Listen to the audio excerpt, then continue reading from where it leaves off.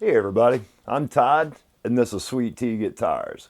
Thank you so much for stopping by the channel and welcome to my life.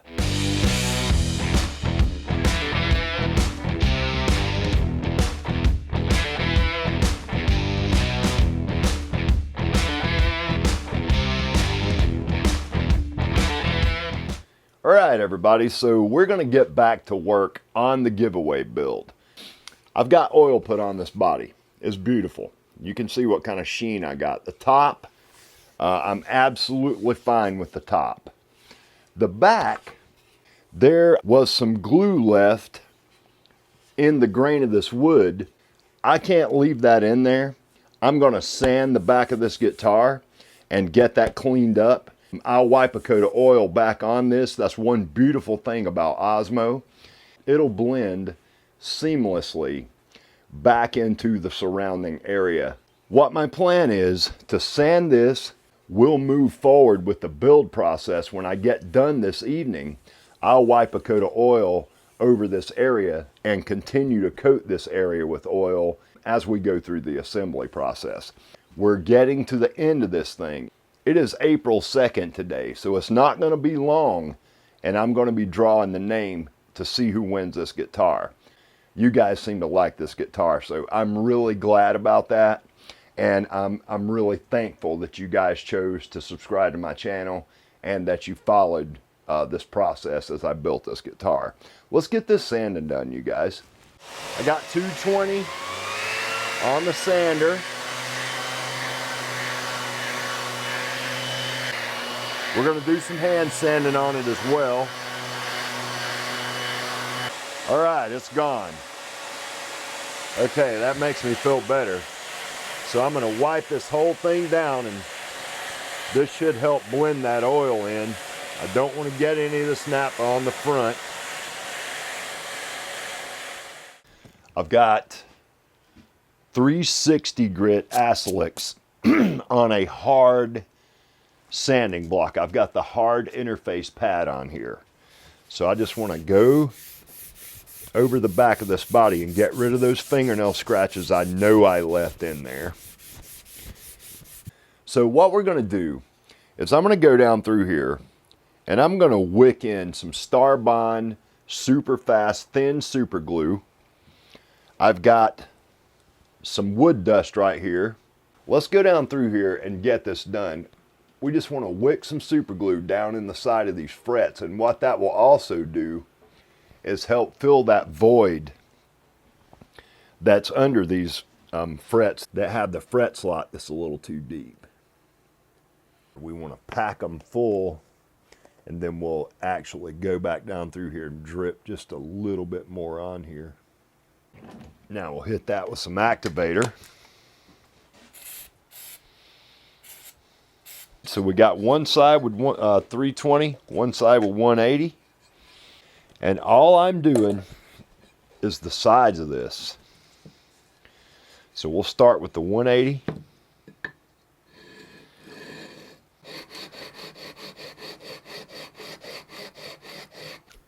Okay, now that's that side pretty much leveled up, which is what we wanted to do. So I'm going to take this 360, just go back down through here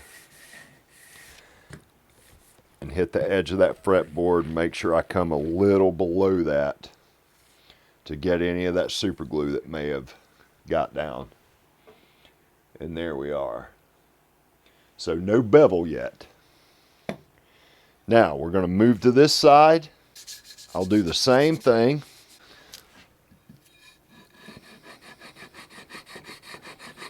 There we go. Now I'm going to hit this side with this fresh piece of 320. All right, that looks really, really good. Let's do the same thing on this side, and then we'll start our bevel.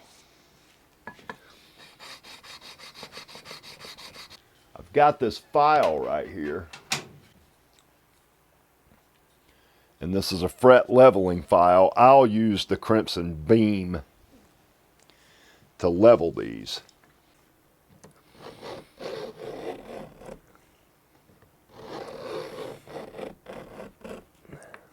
So there's our initial bevel started.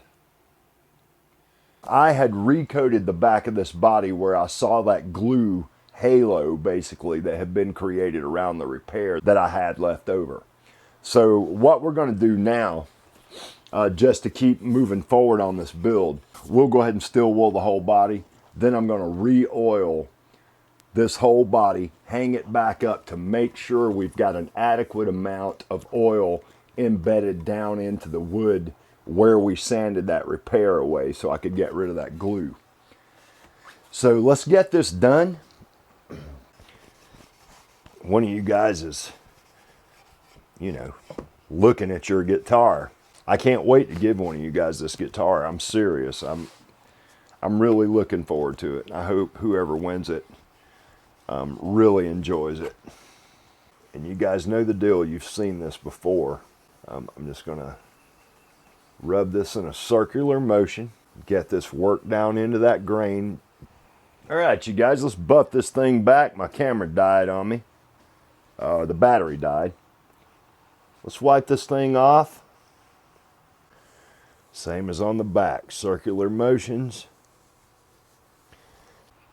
All right, we're going to let that sit for about 15-20 minutes. And I will come back, we'll wipe this back, I'll hang the body up, we'll buff the back one more time. So let's buff this back. And we'll do exactly the same thing that we did with the body. We'll leave this sitting for about 20 minutes or so. I'll let this oil cure overnight so we can safely handle this guitar. And at that point, we'll get the fret job done, we'll get the neck bolted up, check our alignment, start mounting hardware to this thing, make sure everything's like it should be. We're getting close. Let's get this neck wiped down. All right, you guys, so there's my neck. Man, I swear every time I put a coat of oil on this thing, it just looks so lovely. Anyway, I'm gonna hang this up, let this cure. We're gonna start the fret work on the giveaway build. I'm gonna level those frets. We will dress the ends. I will crown them. We'll get all that done. I'll polish those frets up really nice. Then we can begin the laborious task of assembling that guitar. I'm looking forward to watching this thing come together, you guys. I really am. I've been looking forward to it since I glued that top on that body. If it's up to me, I'll build every single one of you a guitar before it's all said and done. I'm getting better. I'm getting a little faster, so I'm getting more productive. What I'm doing right now is trying to become a killer builder. That's what I want to do. I want to be able to get to the point that when I have an idea, whether it be on body shape, neck shape, a new technique, that I can accomplish that. I want to push the boundaries of my knowledge, all the while gaining more knowledge as I go through this, learning how to do everything that I want to know how to do to be able to build any guitar that I may have an idea in my head that I want to build, you know? So that's what I'm trying to get done here. You guys are a huge part of this journey, so keep coming back to the channel. We got our neck right here. This is such a beautiful neck, you guys. This thing's going to be so hard for me to case up and wrap and send away, but I'm going to do it. So the first thing we want to do is I want to make sure our neck's adjusted as it should be. I've got my Crimson fret rocker. I've got my Crimson straight edge notched. I've got my Crimson leveling beam, Crimson crowning file, Crimson fret end dressing file, and I've got another fret end dressing file. This came from Japan. I bought this one from Lee Valley Tools. As it stands now, I plan on using all these Crimson tools. The first thing we need to do is make sure our neck is flat. I've got a truss rod adjustment pin right here, which I will put one of these in the case with this guitar when it goes. We're going to make sure that this truss rod works, like it should, and I've already checked this one time, so I already know it works. This is a 25.5-inch scale. I'm putting that right in the center of the neck. We'll put some light behind it. Okay, I think it's got a little bit of forward relief in it.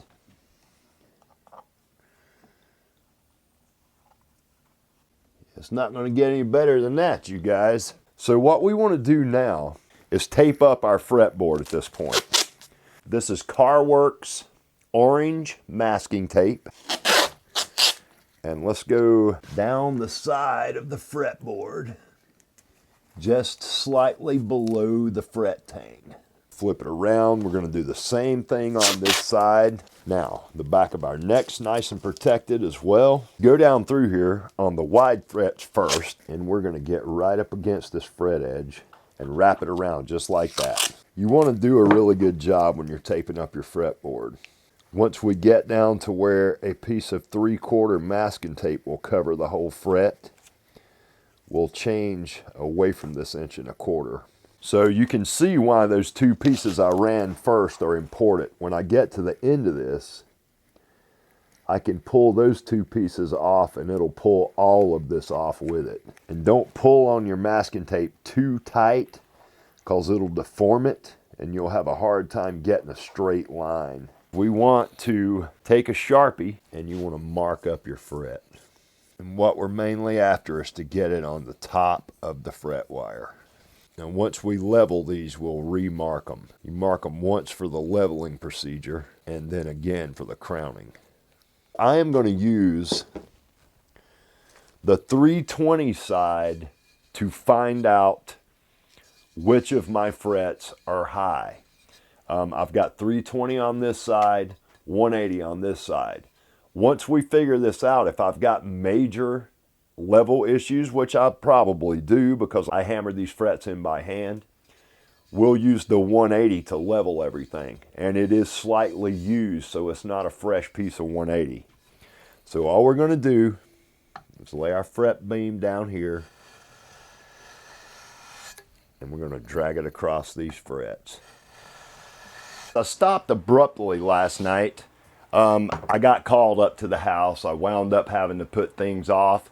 I came back down here, and in my haste, I thought I had hit the record button, and I'm standing here talking to you guys just like I am right now, and I flattened the frets. I have not crowned them yet. Anyway, no big deal. We've still got the crowning process to do. So as you guys can see, I've untaped the fretboard. I'm going to retape this up. All our frets are flat and leveled. What we need to do now is crown them and dress the ends up a little bit. I don't want the frets cutting my fingers. Absolutely not. I want them comfortable. I want them smooth. But the main thing is playability on these things. So I've got these beveled to about 30 degrees. I did not go 45. I think that's too much of a bevel. And we'll round these ends over slightly. You know, 2-3 passes of the file is all you need. You don't have to spend that long on your fret ends. After we get through dressing the ends on these frets, we're going to go over this whole fretboard with 600, 800, 1000, 1200. Then we're going to get the Dremel tool out and polish these things with a felt polishing pad, and we'll use a little compound. It can be really frustrating to try and make sure every fret's exactly the same on the end. And yes, pay attention to it, but don't get discouraged if you can't get them. The more you work on it, if you've got a problem, the more the potential for you to screw that fret up beyond repair. So resist that temptation. Take your time.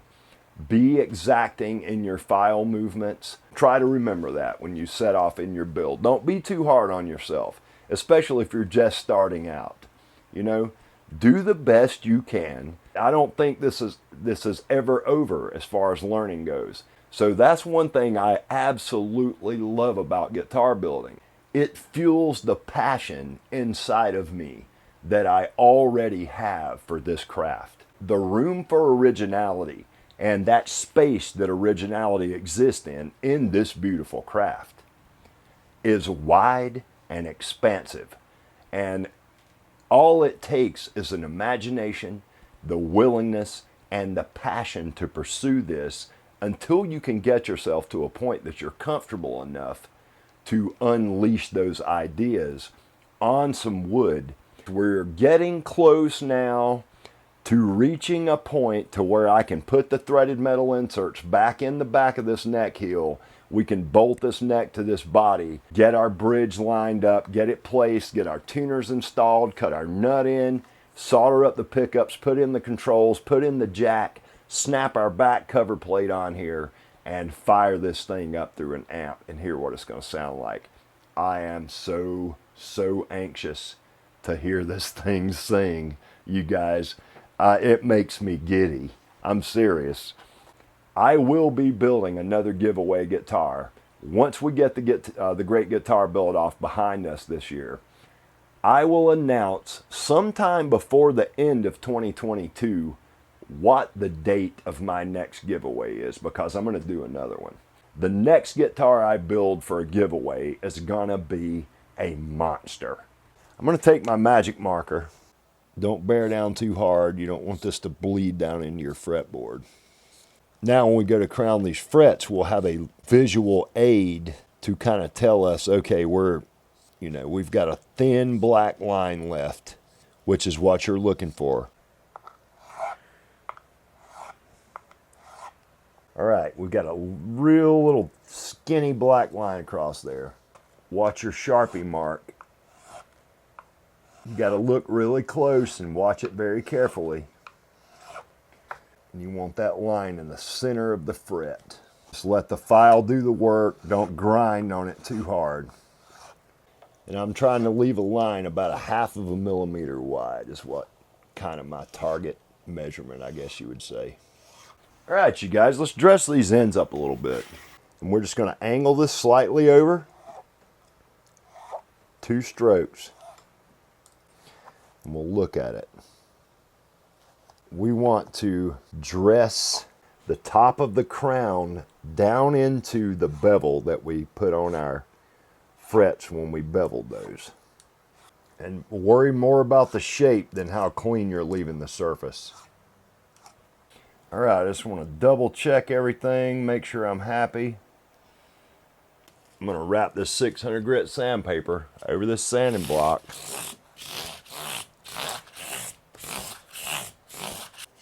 Now we'll go to 1000.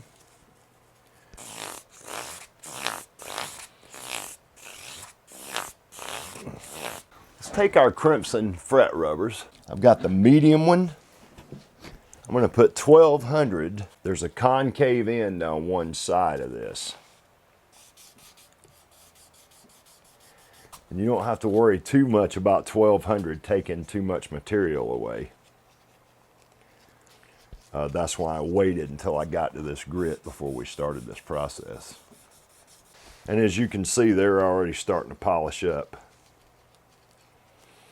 And we're also getting a nice little curvature on our fret ends as well. After I get done with this one, on the 1200 grit all the way up every fret, I'll switch over to 1500. We'll go up the fretboard. I probably won't go any further than 1500 because I know that Dialux will take 1500 grit scratches out. So we're not going to worry about that. And our fret ends look way better. And you can also use the fret rubbers at this point to polish too if you don't have a Dremel. Last night when we left off, I was getting ready to polish these frets. I went ahead and polished about 5 of them. Just to show you guys what the results are. I'm going to go through now what I do to get those results. What we're going to do first is I've got a felt buffing wheel on my Dremel tool. I'm going to load my Dremel wheel up with some of this white Dialux polish. Let's pan down here and polish a few of these frets. And I won't make you guys watch this whole process, just a couple of these frets. So we'll start where we left off. I go both directions, and I make sure I get the ends as well. and just work it until you're happy with the results. And we'll just keep going down through here and polishing each individual one. All right, so here's a prime example.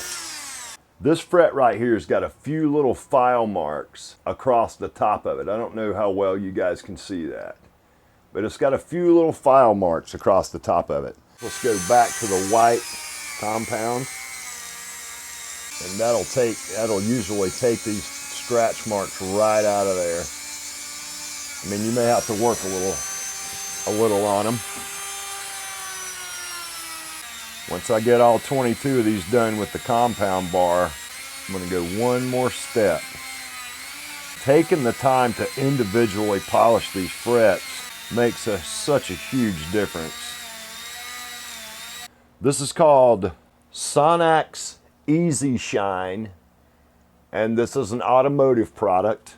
This does have some waxes in it, but it's also a cleaner. I am going to change out the pad and move over to a little bit softer, more flexible pad on the Dremel. We'll get that nice and saturated into there, and we'll go back to it as we need to.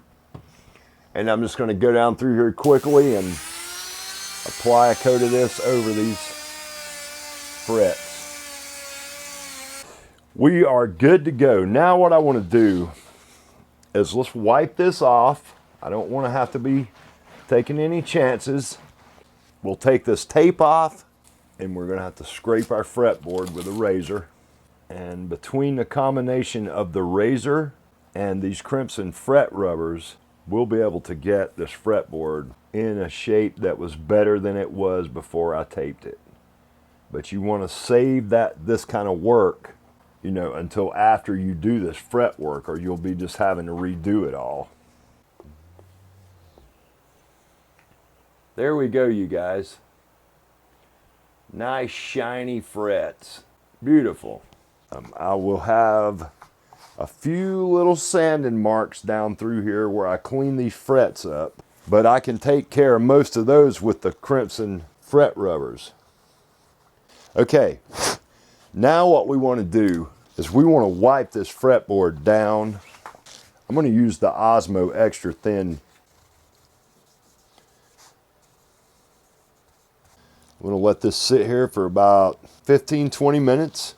Then all I'm going to do is wipe this back. And we'll hang this neck up to let it cure. So on the nut, what I've done is I've taken my caliper. I've got the caliper locked down at this point. I'm going to take and scratch myself a line where we need to make this cut. And I've already done this one time. I'm doing this for demonstration. All right, so there's our line. Now, to make absolutely certain that I've got a line for the saw to follow, I'm going to use this ruler and my scalpel blade, and gently the first couple of passes scratch myself a line into this fretboard, just like so. Now, we may not be quite wide enough, but I want to get this to the depth I want it. Then we can work on it with files.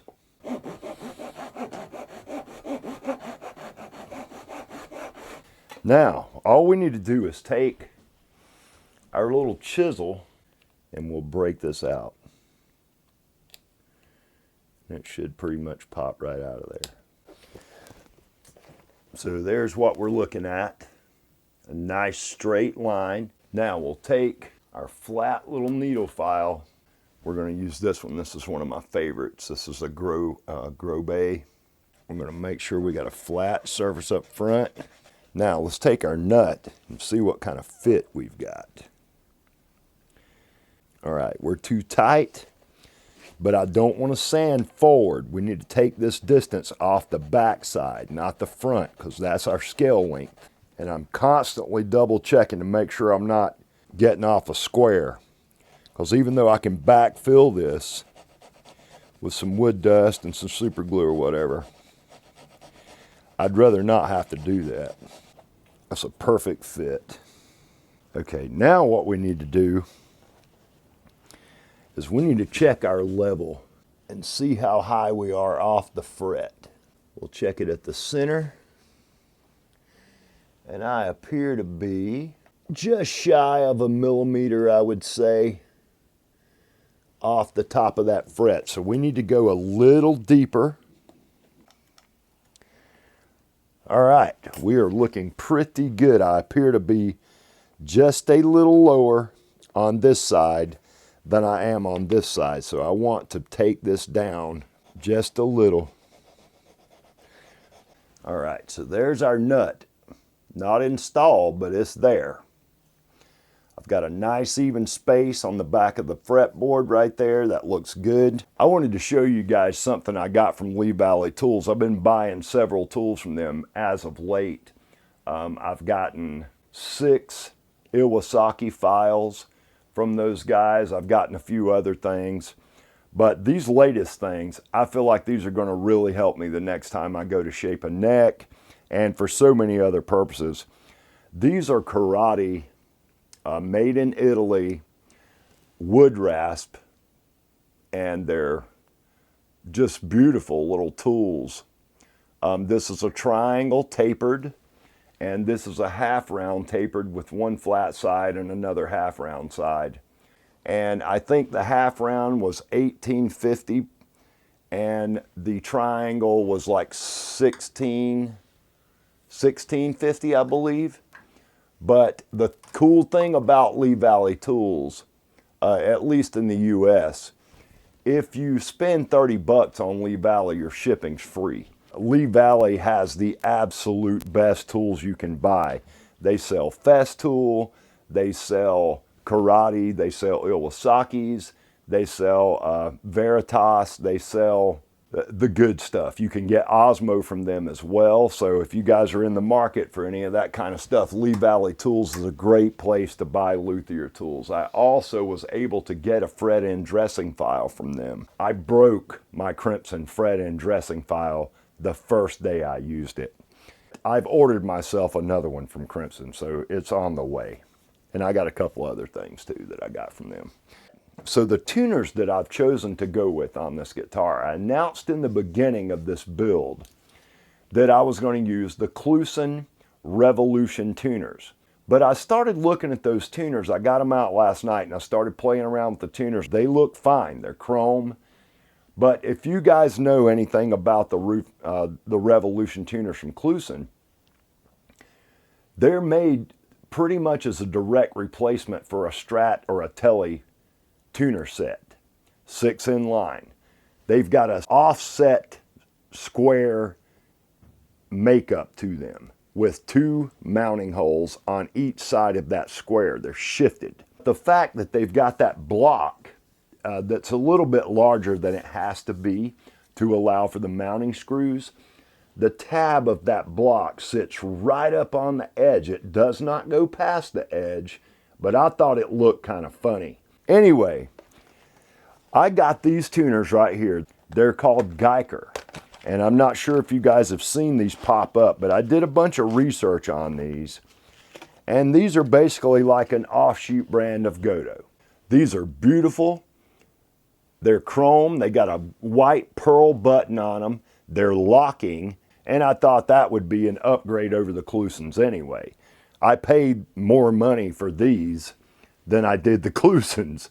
So these are an absolute upgrade. They're still 19:1 on the ratio, but we're upgrading to a locking tuner. And I think the pearl button's going to add a little bit of visual elegance to the whole package. I don't know how you guys feel about these tuners, but they're well made. I have actually gotten about 5 sets of these tuners. So we're going with these chrome Geiger tuners. I want to put these threaded metal inserts back in the back of this neck. And I want them slightly below the surface, which I've chamfered the edges of these holes, as you guys can see. So there we go. All our threaded metal inserts are in. I don't see any of them sticking up above the surface, which is exactly what we want. Let's get our body over here and let's pop this neck on this body. All right, you guys, so I bolted the neck to the body. Our scale link's where it should be. We're going to get these tuners installed. We'll talk for a minute about what's coming next. And then I'm going to wrap this video up. What we're going to do is pop these in the back of the headstock right here. And we're not going to worry too much about position at this point. And then we're going to screw these bushings on the front. All right, that looks pretty dang good. So there you guys go. Pretty cool. All right, so now all I need to do is take my drill. I'm just going to drill them straight in, and we'll mark this with a piece of tape. There we go. There's one, and I'm going to put the screws in as we go. Let's pan up and take a look at this thing. Here we go, you guys. I love this guitar. Look at that sheen. All right. So what we've got left to do that I'm saving for the next video, we need to pop the pickups in. I need to put the controls in. We need to finalize the rear cover cavity on that. It's fitting a little tight at this point since we finished it. I'll finish that up with some sandpaper or some files as needed. We'll get the bridge put on. We'll make sure our alignment's right. We'll glue the nut in. We'll string this thing up, get everything wired like it should be, and we'll crank this thing up through an amp. I'll let you guys hear what it's going to sound like briefly in a demo at the end of the next video. On May the 1st, I will draw a name. We'll figure out who wins this guitar. We'll talk about that a little bit in the next video. I wanted to let you guys know that if you want to be in this drawing, now I know I said all you got to do is subscribe to my channel. That is true. But if your account is set to private on YouTube, I cannot see you. So make sure, if you guys don't want to change your account over to a public account, I understand that, no big deal. But if you've got your account set to private on YouTube, send me an email to sweettguitars@outlook.com, and in the subject line, put guitar giveaway. Make sure you put that in there because I don't want to overlook it. Just remember, sweettguitars@outlook.com. Drop me an email and put guitar giveaway in the subject line. And I'll make sure that you get into the drawing as well. That's why I'm ending this on April the 24th, to give me that week to get all these names listed, get everything figured out, and then May the 1st, we'll draw the name.